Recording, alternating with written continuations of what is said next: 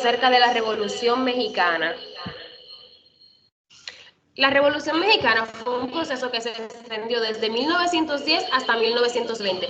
Fue un periodo de profundo cambio social y político en México que se caracterizó por un levantamiento popular contra el gobierno autocrático de Porfirio Díaz, seguido de una década de lucha armada entre diferentes facciones revolucionarias. Las causas principales de esta revolución la Revolución Mexicana de 1910 fue provocada por la dictadura de Porfirio Díaz, quien se mantuvo en el poder desde 1876, la opresión y el descontento social, la oligarquía y las empresas extranjeras en México. Aunados a estas se encuentran algunas de las medidas que favorecieron a la oligarquía y los terratenientes durante el porfiriato en México. La desviación de la reforma liberal, la expansión de la propiedad latifundista, las compañías deslindadoras y las condiciones de trabajo y servidumbre a las que eran sometidas aquellas personas que eran expropiadas de sus propiedades por los terratenientes y seguidores del porfiriato.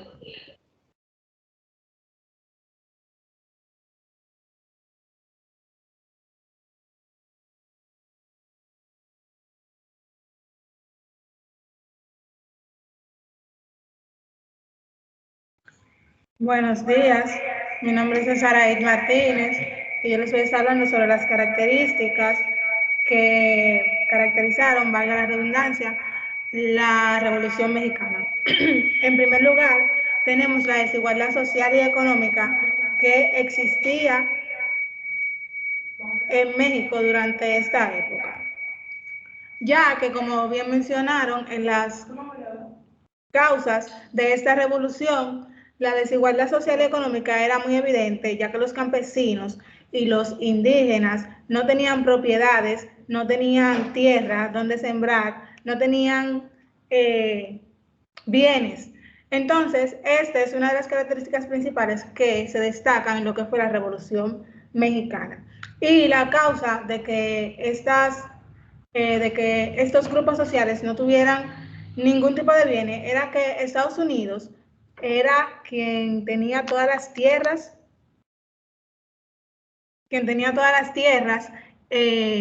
y se encargaba de lo que era el sistema agrario o agropecuario, es decir, Estados Unidos tenía el control de todo lo que era la minería y las plantaciones en México. Y por otro lado tenemos que Inglaterra se encargaba de lo que era el petróleo. Por esta razón, los mexicanos, es decir, la clase media, los pobres y los obreros, no tenían ningún tipo de beneficio. Otra característica fue la violencia y la destrucción, que obviamente se evidencia en cualquier revolución. No fue una revolución pacífica, hubieron muchas guerrillas, muchos levantamientos, hay muchos personajes destacados que se evidencia lo que fue toda esta violencia que se vivió durante este periodo. También la transformación social y política, ya que, como se mencionó, había lo que era una dictadura, pero luego de esto ya el gobierno pasó a ser democrático, pero para que esto pasara, obviamente pasó un largo proceso para que el gobierno mexicano pudiera ser democrático. Cambiar a Jasmine.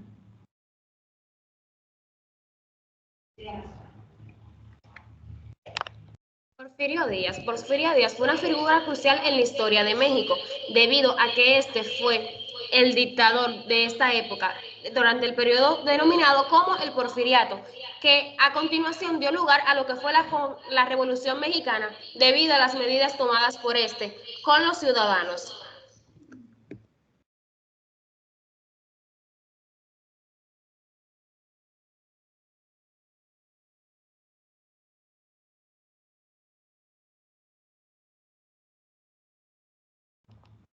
Otro personaje destacado también fue Emilio Zapata. Este fue un líder que ejerció la liberación del sur. Este residía en lo que era Morelos y también es muy destacado por, como dije anteriormente, por las guerrillas.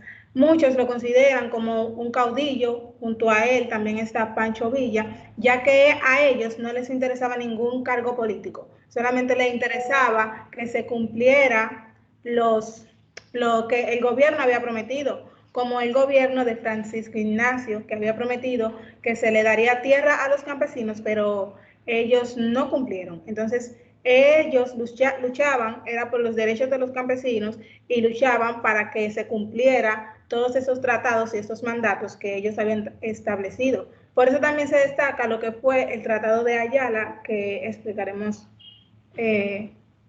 posteriormente.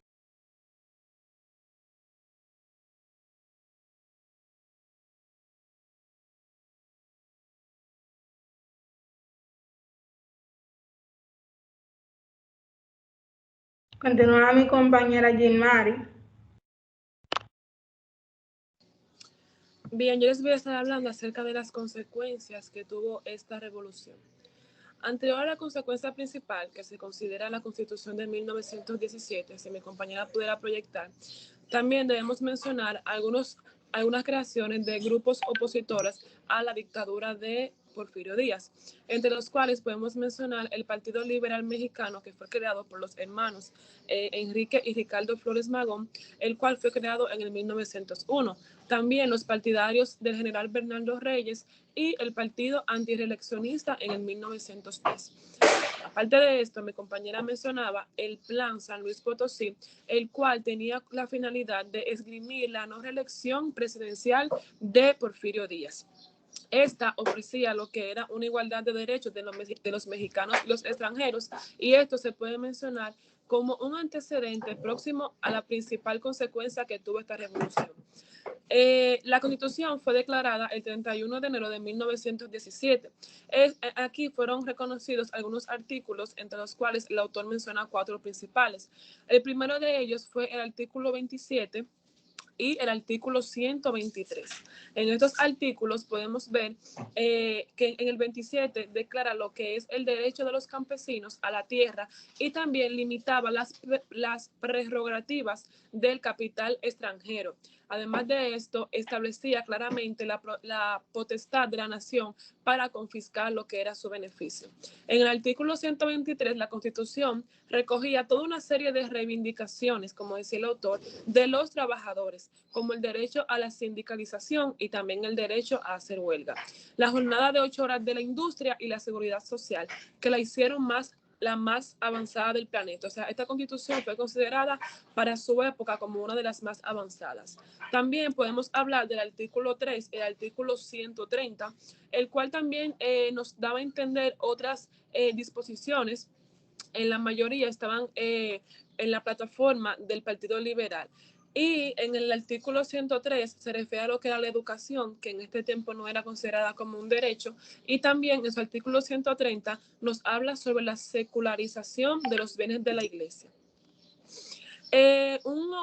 Un personaje muy importante a mencionar es Pascual Orozco y Ricardo Flores Magón. Pascual Orozco fue uno de los principales líderes, jefes surgidos en esta fase inicial de la Revolución Mexicana, y Ricardo Flores Magón, creador del Partido Liberal Mexicano, daba a conocer un manifiesto anarquista en el que se pronunciaba contra la capital y autoridad del clero. También podemos mencionar a Ventusiano Carranza, si mi compañera puede darle hacia abajo, y a Victoriano Huerta. El primero se enfocó en pacificar el país y en reorganizar lo que era la administración pública y hacer valer la Constitución de 1917. Y Victoriano Huerta se desempeñó como presidente en México y este se conoce por un golpe de Estado conocido como la Decena Trágica en el año 1913. Hasta aquí mi exposición.